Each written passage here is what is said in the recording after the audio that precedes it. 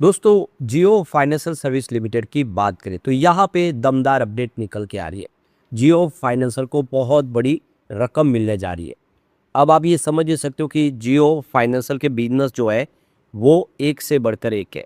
Company finance sector में कुछ बड़ा करने की तैयारी कर रही है, चाहे वो इंश्योरेंस का बिजनेस हो, म्यूचुअल फंड का बिजनेस हो, ब्रोकरेज का बिजनेस हो, होम लोन सेगमेंट का बिजनेस हो, सभी जगह पे कंपनी ने अपने बिजनेस को लेकर बड़ी रणनीति तैयार कर ली है। बड़े बड़े पार्टनर इनको मिल चुके हैं। ऐसे में क्या जियो फाइनेंशियल आने वाले समय में कमाल कर सकता है? बहुत सारे लोग हैं जो कहते हैं कि ये स्टॉक महंगा है और इसके पीछे वजह इसका पी रेशियो। लेकिन अगर आप बिजनेस को अच्छे से समझेंगे तो इस बात को आप भूल जाएंगे कि इसका पी रेशियो हाई है। तो यहाँ पे प्रमोटर की स्थिति क्या है, स्टॉक को लेकर आगे की क्या संभावना बनेगी, उसको समझेंगे। इस बार प्रमोटर ने अपनी स्टेक भी बढ़ा दी है, ये सबसे अच्छी बात है। लेकिन फ्रेंड्स, उससे पहले अगर आप पहली बार हमारे चैनल पे आए तो चैनल को सब्सक्राइब कर दीजिए, एक बेल आइकॉन दबा दीजिए ताकि जब भी नया वीडियो बने पहला नोटिफिकेशन आपको मिले। वीडियो पसंद आए तो लाइक से जरूर कीजिए। चलो फ्रेंड्स, वीडियो स्टार्ट करते हैं। मैं हूँ आपका दोस्त SB दवे और हमारे अपने चैनल ऑनलाइन कमाई में आपका बहुत बहुत स्वागत है। सबसे पहले BSE सेंसेक्स की बात करें तो 77,540 पर इस तक के क्लोजिंग फ्राइडे को देखने को मिली। यहाँ पे बिल्कुल फ्लैट क्लोजिंग थी, सिर्फ 3 पॉइंट की तेजी, मतलब बाजार फ्लैट क्लोज दिया है। ग्रीन जरूर है लेकिन तेजी नहीं थी। तेजी नहीं बनने के पीछे सबसे बड़ी वजह FII की तरफ से बाजार को सपोर्ट नहीं मिला। तो देख सकते हैं फ्राइडे को यानी 21 अगस्त को 13,209 करोड़ का इन्वेस्टमेंट किया है हमारे इंडिया के बड़े फंड हाउस ने, जो लगातार खरीदारी करे, बाजार को सपोर्ट दे रहे। उन्होंने 11,599 करोड़ का माल बेचा है। इसका मतलब ये निकल कर आ रहा है कि उन्होंने 1,609 करोड़ की फ्रेश इन्वेस्टमेंट की है। पिछले कई सालों से बाजार में पैसे लगा रहे। इंडिया के जो फंड हाउस है वो रुक नहीं रहे, निवेश कर रहे हैं। उनका लगातार आंकड़ा रोज पॉजिटिव रहता है। यही बाजार के लिए हम पॉजिटिव ट्रिगर कह सकते हैं कि बाजार अभी भी कमजोर नहीं है, क्योंकि DI यहाँ पे खरीदारी करे। जिस दिन DI बिकवाली करेगी, आंकड़ा माइनस बड़ा हो जाएगा तो गिरावट की हम अपेक्षा कर सकते हैं। लेकिन फिलहाल तो बाजार अच्छा है इस हिसाब से। लेकिन बाजार को साथ नहीं मिल रहा है FII का। तो ये देखें, उन्होंने 11,634 करोड़ का इन्वेस्टमेंट किया है फॉरेन पोर्टफोलियो इन्वेस्टर ने, लेकिन सामने उन्होंने 11,769 करोड़ की बिकवाली कर दी है। इसका मतलब ये निकल कर आया कि उन्होंने 135 करोड़ का माल बेचा है। ये भले आंकड़ा कमज़ोर हो लेकिन बिकवाल है। FI पूरी तरह से बाजार पे अभी भी भरोसा नहीं करे। उनके हिसाब से इंडिया का बाजार अभी भी महंगा है, उनको उतना अट्रैक्टिव नहीं लग रहा है। इस वजह से वो उतना निवेश नहीं कर रहे। उनका इन्वेस्टमेंट बाजार से निकला है, जिसकी वजह से बाजार हमारा अभी भी दबाव में बन रहा है। दोनों का साथ मिलेगा तभी बाजार में तेजी आएगी। हमने देखा है 2023, 24, 25 में हमने 2-3 साल, हमने लगभग 2.5 साल तो हमने बाजार को एक तरफा दौड़ते हुए देखा है। और फिर उसके बाद गिरावट का सिलसिला शुरू हुआ। फिर स्टॉक इस समय सारे के सारे नीचे आए, फिर थोड़े स्टेबल हुए। अभी बाजार एक कंसोलिडेशन पीरियड में चल रहा है। तो 77,000 से लेकर अगर आप देखेंगे तो 78,500 के बीच में बाजार हमारा आगे पीछे हो रहा है। जियो फाइनेंशियल सर्विस की बात है तो 243 पर क्लोजिंग थी, BSE पर 0.51% की यहाँ पे गिरावट देखने को मिली। तो यहाँ पे देखिए, वन डे का रिटर्न आपको 0.25% निगेटिव दिखाई देगा, लेकिन पिछले एक महीने में स्टॉक में 1.65% की तेजी बनी है। अगर हम बात करेंगे 3 मंथ की तो यहाँ पे 3.49% की तेजी बनी है। तो ये आंकड़ा आपको कम लग रहा होगा, लेकिन अच्छी बात यह है कि जो गिरावट का सिलसिला था वो अब थम गया है। निचले लेवल से स्टॉक में खरीदारी की संभावना बनने लगी है।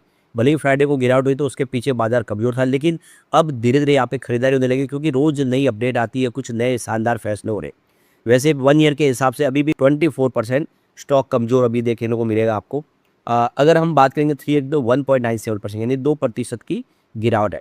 यानी डी मर्जर होने के बाद रिलायंस से ये स्टॉक में उतनी खास हमें तेज़ी देखने को नहीं मिली। ऊपर के लेवल से स्टॉक नीचे आए, लेकिन पिछले 2-3 महीनों से बेहतर उम्मीद दिखने लगी है। तो ये आने वाले समय बेहतर कर सकता है, ऐसा हमें लग रहा है।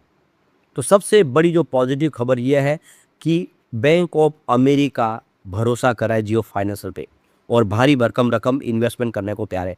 करीब 18,268 करोड़ रुपये की रकम वो लगाने जा रहे हैं जियो फाइनेंशियल बिजनेस में। तो जियो क्रेडिट का जो बिजनेस है, जो हर तरह की क्रेडिट की सेवाएं देते हैं, वो बिजनेस उनको काफ़ी अट्रैक्टिव लग रहा है। इसीलिए वो 1.9 बिलियन $US इन्वेस्टमेंट करने जा रहे हैं इक्विटी के माध्यम से। वो यहाँ पे कोई कर्ज नहीं दे रहे, बल्कि वो शेयर खरीदने जा रहे हैं, हिस्सेदारी लेने जा रहे हैं और वारंट लेने जा रहे हैं। तो ये स्टेक के माध्यम से स्टार्ट में 26.5% की हिस्सेदारी ली जाएगी और उसको बढ़ाते हुए 49.9% तक पहुंचाया जाएगा। यानी एक तरह से वो आधे पार्टनर बनेंगे इस कंपनी में। आने वाले 18 मंथ में ये देख सकते हो कि ये 50% की हिस्सेदारी ऑलरेडी हो जाएगी उनकी। और बैंक ऑफ अमेरिका का जो अनुभव है वो इस कंपनी को मिलेगा। तो एक बहुत बड़े पार्टनर के तौर पे बैंक ऑफ अमेरिका इनके साथ में आ रहा है, वो भी जियो फाइनेंशियल के साथ। तो आप समझ ही सकते हो कि इसकी संभावना काफ़ी पॉजिटिव बन चुकी है। 18,268 करोड़ रुपये की रकम मिलने वाली है, जिसका इस्तेमाल कंपनी अपने बिजनेस को बढ़ाने में करेगी। तो 1540.40 पर शेयर के हिसाब से इसकी वैल्यूशन लगाई गई है। तो ये देख सकते हो, ये जो कॉम्बिनेशन होगा जियो फाइनेंशियल सर्विस के साथ में बैंक ऑफ अमेरिका का, ये इस मार्केट में तहलका कर सकते हैं। तो कुल मिला के बहुत अच्छी गुड न्यूज़ है, इसका हमें वेलकम करना चाहिए। अब सवाल निकल के आता है कि मुकेश अंबानी परिवार के पास होल्डिंग कितनी है, तो बहुत ही कम है। कंपनी के अंदर उनकी होल्डिंग मात्र 0.85% है, 1% से भी कम है, ये आपको ध्यान रखना चाहिए उनकी पर्सनल। तो केडी अंबानी के पास 0.24% की होल्डिंग है, अनंत एम अंबानी के पास 0.12% की होल्डिंग है। इसके अलावा देख सकते हो कि यहाँ पे ईसा अंबानी के पास 0.12% की होल्डिंग है, मुकेश डी अंबानी के पास भी 0.12% की होल्डिंग है, नीता एम अंबानी के पास भी 0.12% की होल्डिंग है और आकाश एम अंबानी के पास भी 0.12% की होल्डिंग है।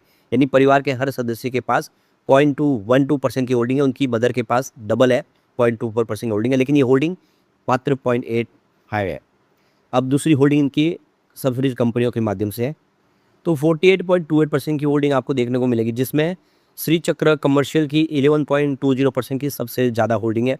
फिर यहाँ पे देखो कि करुणा कमर्शियल एलएलपी की 8.26% की होल्डिंग है, तत्वम इंटरप्राइजेज एलएलपी की 8.26% की होल्डिंग है, देवर्षि कमर्शियल एलएलपी की 8.26% की होल्डिंग है और इसके अलावा Jamnagar utilities and power private की 3.84% की होल्डिंग है। सिक्का पोर्ट्स एंड टर्मिनल की 2.93% होल्डिंग है। ये सारी कंपनियाँ रिलायंस इंडस्ट्रीज़ की है, उसके माध्यम से ये होल्डिंग ली हुई है। इसके अलावा समर्जित इंटरप्राइजेस की 1.89% की होल्डिंग है, श्रीजी कॉमट्रेड की यहाँ पे 0.22% की होल्डिंग है, श्री चक्र ट्रेड फॉर्म की 0.22% की होल्डिंग है और SVR इंटरप्राइजेस की 0.21% की होल्डिंग है, रिलायंस वेलफेयर एसोसिएशन की 0.08% की होल्डिंग है। तो यहाँ पे वासुप्रदा इंटरप्राइजेस की 0.02% होल्डिंग है। ये प्रमोटर ग्रुप की कंपनियाँ, रिलायंस की कंपनियाँ जिनके माध्यम से निवेश किया हुआ है।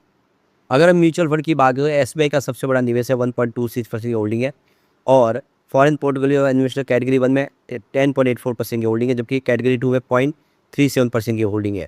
यहाँ पे LIC का भी बड़ा इन्वेस्टमेंट है, 6.87% की होल्डिंग है, यही आंकड़ा काफ़ी उत्साहवर्धक है।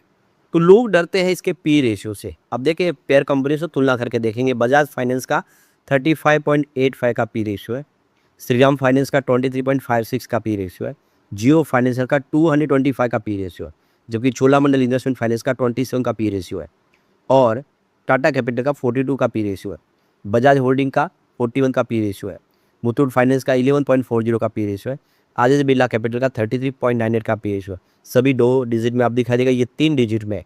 इसी वजह से लोगों को लगता है ये स्टॉक तो बहुत महंगा है, पर आप ये समझ सकते हो ये सारी कंपनियां इतने बिजनेस नहीं कर रही जितने जियो फाइनेंशियल अकेला कर रहा है। ये जितनी फाइनेंस कंपनियां हैं उनके बिजनेस अलग अलग हिस्सों में डिवाइड है, कहीं पे कोई म्यूचुअल फंड का बिजनेस करने वाली कंपनी, कोई फाइनेंस का करे तो कोई लोन का। ये अकेली ऐसी कंपनी जो कम से कम 5-6 टाइप के अलग अलग बड़े बड़े बिजनेस कर रही है और इसीलिए इनको एक साथ इनके साथ कंपेयर नहीं किया जा सकता और इसीलिए हम कह रहे हैं कि आने वाले समय जियो फाइनेंशियल धमाका कर सकता है। यहाँ पे 3 स्ट्रेंथ है, देखिए तो PAT margin has surge at 3.64, ये पहला इसका स्ट्रेंथ है। सेकंड है operating income has grown well for the company over past 3 year, 3 year CAGR 853.51%। तीसरा है company has deliver substantial profit growth of 179.32% over the past year. तो ये 3 यहाँ पे आपको स्ट्रेंथ देखने को मिलेगी। 2 लिमिटेशन भी है, company has poor return on equity यानी ROE track record 2.25%। Second company has poor ROC track record of 2.55% last 3 year. तो 2 यहाँ पे माइनस पॉइंट है, लेकिन 3 प्लस पॉइंट ये साबित करे कि कंपनी आने वाले में अच्छा कर सकती। लेकिन फ्रेंड्स, कोई भी इन्वेस्टमेंट करने से पहले अपने फाइनेंशियल एडवाइजर से एडवाइस ले ले या अपना खुद का रिसर्च करें, क्योंकि मैंने वीडियो आपके एजुकेशनल पर्पज़ के लिए ही बनाया। वीडियो पसंद आए तो लाइक शेयर जरूर कीजिए और चैनल को सब्सक्राइब कर दीजिए। Thank you friends.